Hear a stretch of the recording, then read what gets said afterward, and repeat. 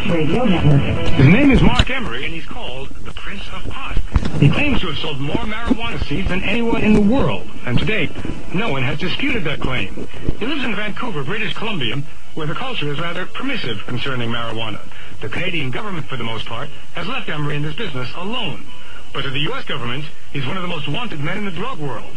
Officials in the Drug Enforcement Administration want him extradited to the United States. They want him in an American jail, and they want him badly. They want him badly, and there was a deal. That is from a 60 Minutes piece from last year on Marc Emery, who is called the Prince of Pot, and a number of other things. He's the head of the BC Marijuana Party, and the United States wants to put him in prison for life, ladies and gentlemen. Hard to believe. This is for the selling of lots and lots of seeds online, lots of seeds purchased by Canadians, many more seeds purchased by the Americans. Marc Emery joins us from Vancouver. Now, Marc, here's something that we're trying to figure out. Recently, the Americans wanted to do a deal with you that involved the Canadian authorities, and I think the deal included something like this. Correct me if I'm wrong. A 10-year sentence, but you would only serve 5, and of the 5 years, you would serve a very, very small amount of time in the United States, and then most of your incarceration would be in this country. That was the deal the Americans were offering. They put it on the table, and I suppose it was up to the Canadian authorities whether or not to accept. Is that right? That's exactly it. It required the Canadian government to do nothing except ultimately, I guess, pay for the cost of incarcerating me, which might be about $110,000 over 5 years type of thing. 6 months in the United States, 4.5 years in Canada on a 10-year sentence, which would be the highest in custody, time served for anybody on drugs, in Canada for 20 years, alone seeds. Here's the part that I have a hard time. Just to help me with this. On the one hand, the United States wants to put you in jail for life. On the other hand, it's okay with them to just have you in jail for a very, very short amount of time, and then have you do a relatively short amount of time in Canada. So it just seems that the United States is talking out of both sides of its mouth. So help us with that. Well, you might be correct, because one of the reasons I took this deal, it's not like I think 5 years in custody is a just sentence for this, but the deal was that my 2 co-accused wouldn't serve any jail time.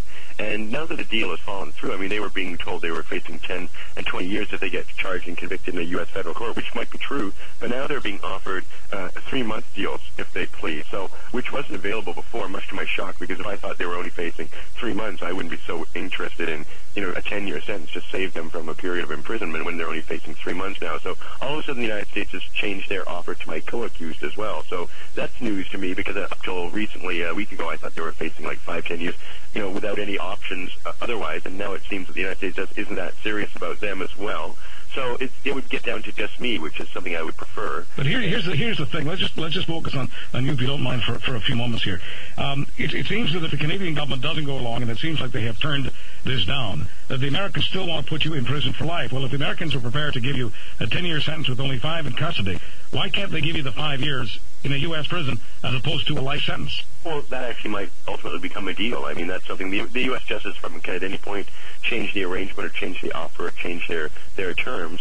And it's because it's politically unpopular. I'm just one fellow who only sold seeds. There's still hundreds of people in North America selling seeds. Seeds are illegal in most parts of the world. They're legal throughout all of Europe. Britain sells cannabis seeds legally, and so does Holland, Spain, and most of Europe. It's only actually Canada, the United States, and Japan, and a few other countries where these cannabis seeds are even considered illegal. So the fact that, you've got, and the United States has not imprisoned anybody for seeds in any substantial way, and Canada has only ever imprisoned one person for seeds, and that was very recently. The BC Court of Appeal ruled 1 month in jail for a fellow who had 7 pounds of seeds and was advertising in High Times magazine and had samples of the marijuana that they produced. Well, he was sentenced to only 1 month. So Canadians do get charged with selling seeds. They previously have only ever gotten a fine of $200 to $2,000, and now one fellow has been sent to jail for a month.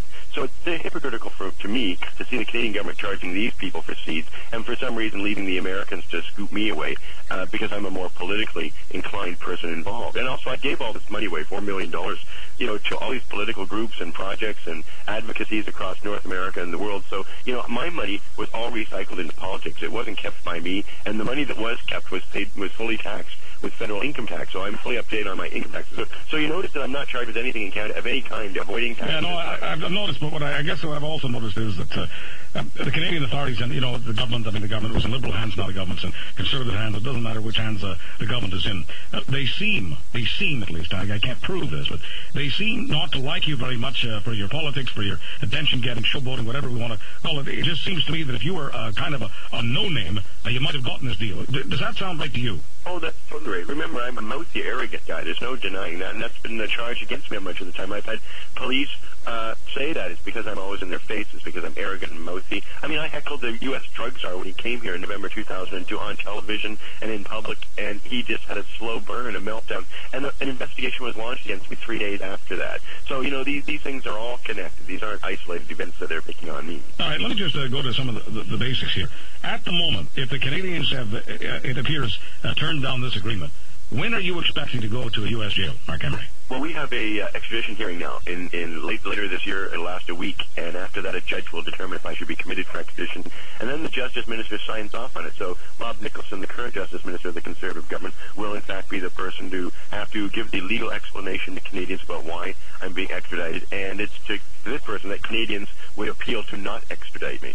And in fact, people should be urging the government to just simply charge me without any conditions and just have some judge sentence me to whatever Canadians would get. Well, you'd love to be charged and convicted and sentenced here, because there's no way that you'd get a term anywhere as long as what you're facing in the U.S. Well, that's certainly true. There's no doubt about that. And as a benefit to me, I've yet to see my wife in a Canadian jail, which was one of the compelling reasons I took a deal at first from the United States to spare my two co-accused any jail time and to be available to see my wife, which wouldn't happen in a U.S. prison. So, all right, now let me just ask for some timelines here.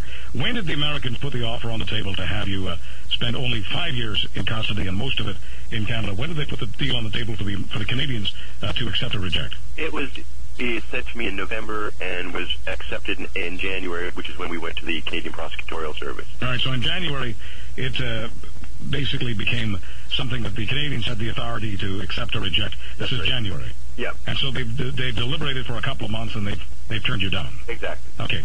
Can you appeal that? No.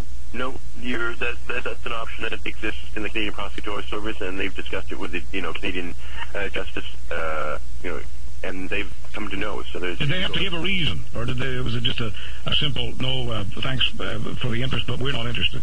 Well, the U.S. government, or the Justice Department of the U.S., said they didn't have any inclination to want to help Mr. Emery, was the term they used. So that's all we got from the U.S. Justice Department. No, I'm talking about the Canadians, because the Canadians are the ones who turned this down. So did the Canadians give a reason for it? We don't get a reason for it from them. What we got was the Americans translated their interpretation of why the Canadians would. Which was simply the Canadian government's not interested in making your life any easier than.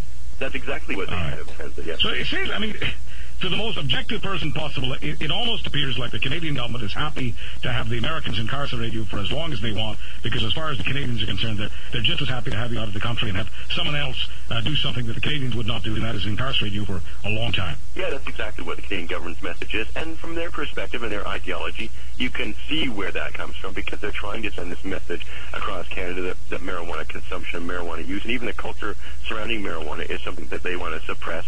And it's something they want to discourage, and this will send a very painful, but they'll think necessary message to all other Canadians who are interested in the marijuana business or marijuana community or marijuana culture. But if the government has deep convictions about this, you would think they would want to fight it in a Canadian court as opposed to having the Americans doing their dirty work for them. It almost seems like the Canadian government is outsourcing the ideology here. Well, they are outsourcing our justice system. And the thing is that the Canadian government up till now has made a point about protecting Canadian sovereignty via the Arctic and via a variety of other things. So this would be an opportunity for the Conservative government to demonstrate that they are interested in our national sovereignty and are prepared to let a person like me be judged under our Charter of Rights and in a Canadian court under Canadian law. On the other hand, you're a very articulate guy. You're going to have a very good lawyer. And if the government fights you in a Canadian court, the government always has a risk of losing. The no-risk plan, it seems to me, is just to let the Americans have their way with you. Well, there's risk to that. There's political risk. Canadians, including Conservative Party members, will be opposed to that because it'll seem like an abrogation of our sovereignty. It'll seem peculiar that a person like me who's done all this in Canada, I've never been in the United States, who was so transparent and open about it and pay taxes on it, et cetera, is being shipped off to the United States when a lot of people avoid extradition for decades in this country. Well, it's about, Karl-Heinz Schreiber is a classic example. He's still hanging around. Here's the question. Do you think the Conservative government, let's just stick with the Tories, they're the ones in power right now, and they have the power to do something positive for you or not. Do you think they would actually pay a political price for allowing the Americans to put you in jail? I do, and I think if only 5% of conservative voters were really offended by this surrender of our sovereignty, then it would make a big deal in the next election. Conversely, I think if the Conservatives did charge me and simply said that they are willing to let a Canadian court judge me and that is appropriate in Canada, then they would probably pick up quite a degree of support for their defense of sovereignty and for the fairness involved in that, and just having me charged in Canada and let the chips fall where they may. I mean, if they have that kind of confidence in our judicial system, they should demonstrate it. Let's go from the principles to the personal here. You were saying earlier, Marc Emery, that you think the Canadian government would be much more lenient toward you and much more helpful if you weren't perceived as a mouthy, arrogant guy, and you think of yourself as a mouthy, arrogant, in-your-face guy, so you understand why the Canadian government would look at it that way. What gives you the impression that the Canadian people, or certainly the people who vote for the Tories, what gives you the impression that they don't see you the same way the government does? Well, the key thing is the government sees me as an agent of